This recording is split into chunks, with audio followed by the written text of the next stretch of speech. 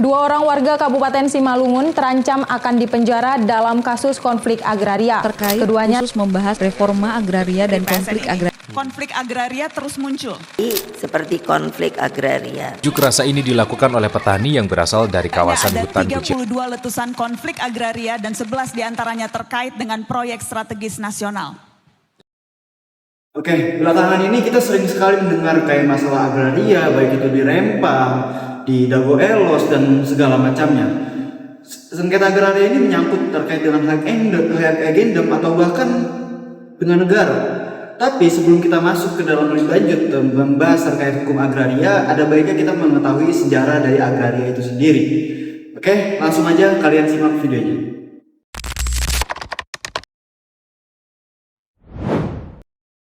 Pada tahun 1998, dimulailah usaha-usaha pemerintah untuk membentuk hukum agraria baru yang dimana akan menggantikan hukum agraria yang telah digunakan semenjak masa penjajahan.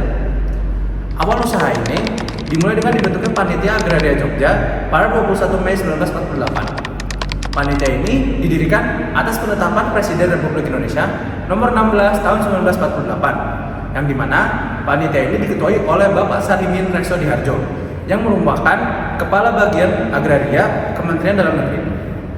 Anggota-anggota lainnya juga didirikan, juga merupakan berbagai pejabat dari berbagai jabatan dan kementerian, anggota-anggota dari Badan Pekerja KNDP yang merupakan perwakilan dari organisasi-organisasi tani dan buruh atau daerah, serta berbagai ahli-ahli hukum adat dan juga wakil dari Serikat Buruh dan Perkebunan. Adapun tugas dari Panitia Agraria Jogja sendiri meliputi diantaranya memberikan pertimbangan-pertimbangan mengenai hukum tanah kepada pemerintah, merancang dasar-dasar hukum tanah yang memuat politik agraria dari negara Republik Indonesia, merancang perubahan, penggantian, mencabut hukum-hukum atau peraturan-peraturan lama, baik dari segi legislatif maupun secara praktik, serta menyelidiki persoalan-persoalan lain yang memiliki pembahasan ataupun membuat pembahasan mengenai hukum tanah di Indonesia. Perlu diketahui bahwa pada masa ini, UU Agraria yang berlaku adalah UU yang diciptakan oleh pemerintahan Hindia Belanda, yang dimana UU tersebut sangat menguntungkan bagi pemerintahan Hindia Belanda sendiri, serta para investor asing, yakni dari Eropa maupun dari Timur Asing. Hal tersebut dilandasi oleh aturan peralihan UUD 1945 pasal kedua yang menyatakan bahwa undang-undang yang sudah ada tetaplah berlaku apabila tidak ditentukan yang baru. Maka terlihatlah urgensi di sini bagi para panitia agraria Yogyakarta untuk segera menciptakan UU baru yang dimana UU tersebut didesain atau disesuaikan dengan semangat dan nilai-nilai yang ada pada di dalam masyarakat Indonesia. Selanjutnya, setelah bekerja selama kurang lebih 2 tahun, para panitia agraria Yogyakarta mempersembahkan hasil penemuan mereka dalam bentuk surat yang kemudian dikirimkan kepada pemangku jabatan Presiden Republik Indonesia pada saat itu pada tanggal 3 Februari tahun 1950. Temuan mereka itu mereka rumuskan ke dalam bentuk suatu asas yang dimana asas tersebut berbunyi sebagai berikut. Pertama, dihapuskannya asus domain verklaring, yaitu negara memiliki hak milik atas seluruh tanah di dalam negara selama tidak dibuktikan sebaliknya, dan digantikan dengan asas baru, yakni pengakuan atas tanah ulayan, yaitu tanah adat, yang dimana tanah adat itu ya diatur berdasarkan hukum adat yang berlaku. Selanjutnya adalah asas mengenai hak milik yang mutlak, yaitu hak milik yang bisa dibebankan tanggungan. Yang ketiga adalah pertimbangan apakah para orang-orang warga negara asing itu bisa memiliki hak tanah, itu harus mempertimbangkan terlebih dahulu aturan negara mereka berasal. Ini tentunya lebih ditekankan pada penemuan-penemuan di negara-negara tetangga sebelum kemudian melihat ke negara lainnya. Kemudian untuk asas keempat dan asas yang kelima ini sangat berdekatan, di mana asas keempat menyatakan bahwa perlu adanya pemberian tanah minimal bagi para petani di Indonesia untuk menghindari kemiskinan dan keterpurukan bagi warga negara Indonesia yang pada saat itu adalah mayoritasnya petani, yakni sebesar 2 hektar, tapi tidak dispesifikasikan apakah 2 hektar ini setiap petani atau setiap petani bersama dengan keluarganya. Asas yang kelima masih berhubungan dengan yang keempat, menyatakan batas maksimal tanah yang bisa dimiliki oleh, ya tadi tidak dijelaskan secara spesifik apakah per orang atau per keluarga, yakni sebesar 10 hektar bagi setiap petani. Tidak boleh memiliki lahan yang lebih banyak daripada yang sudah ditentukan oleh asas ini. Nah, selain 5 asas yang tadinya sudah disebutkan, Ketua dari Panitia Agraria Yogyakarta, Sarimi, itu juga mengusulkan 2 asas lainnya.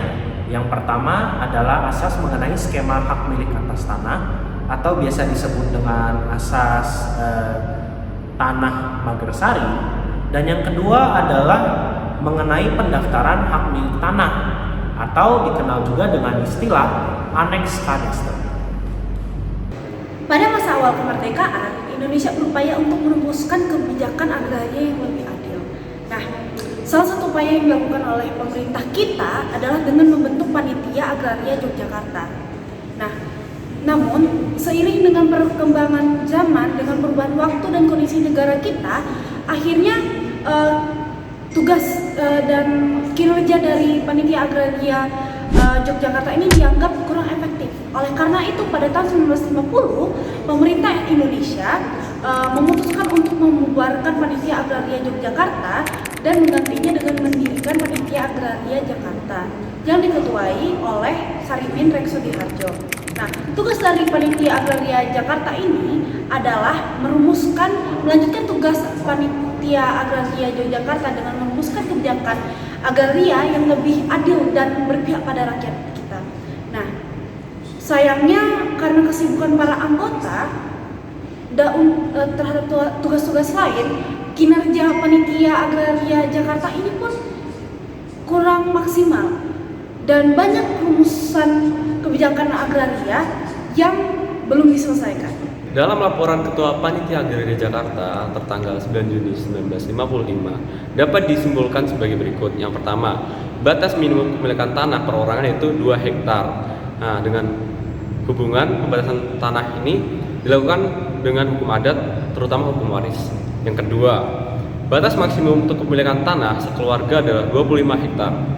Yang ketiga, yang dapat memiliki kepemilikan tanah adalah warga negara Indonesia. Dalam hal ini tidak dibatasi warga negara Indonesia asli maupun tidak asli. Nah, terlebih lagi, badan hukum tidak boleh mengerjakan pertanian kecil. Yang keempat, diakui hak-hak sebagai berikut: hak pakai, hak milik, hak guna, dan hak usaha untuk penanaman kecil. Yang terakhir, hak ulayat disetujui untuk diatur dalam undang-undang sesuai dengan pokok-pokok dasar negara.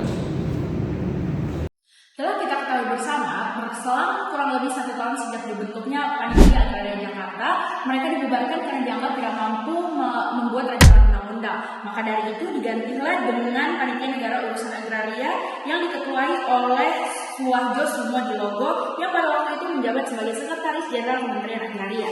Hasil positif muncul melalui kepanitiaan yang kemudian dikenal sebagai Panitia Suwarjo, di mana dengan laporan dari panitia-panitia sebelumnya mereka berhasil membuat rancangan undang-undang pada tanggal 6 Februari 1958. Hasil tersebut segera diserahkan ke Kementerian Agraria dan Panitia Suwarjo pun dipurnatugaskan.